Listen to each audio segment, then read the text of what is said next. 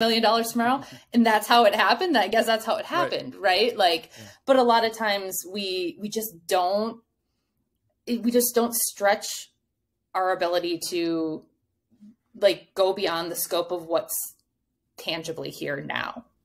Do you believe that comes from like our childhood and how we were raised because our parents are in that same mindset?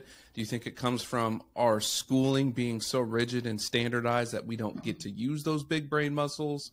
Where do you think a lot of that comes from? Because we all have it. Like I've not ever met a person who has like never had that. They have it somewhere and then they work on it. Where do you think that comes from and really stems from?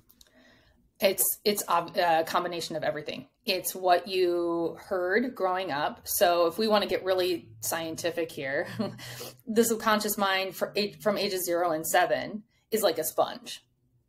And it's always soaking in information. It still is, even as we get older. It's just some of those beliefs have been there so long. They're just like, they feel like hard truth. You know? And so, yeah, a lot of it comes from what we saw and heard as kids, whether that was from our parents, authority figures in school, society. You know, when I'm working with clients and they say something like, I'll never be rich, I'll be like, when did you decide that?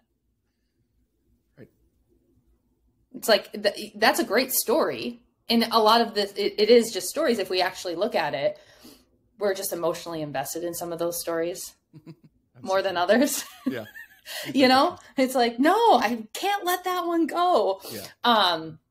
But I like to ask, when did you decide that? And then they're like, oh, I guess I've never really thought about it. Right. Because why would you? You've just unconsciously been believing it. The whole time. So it's become like the soundtrack of your mind, right? Right.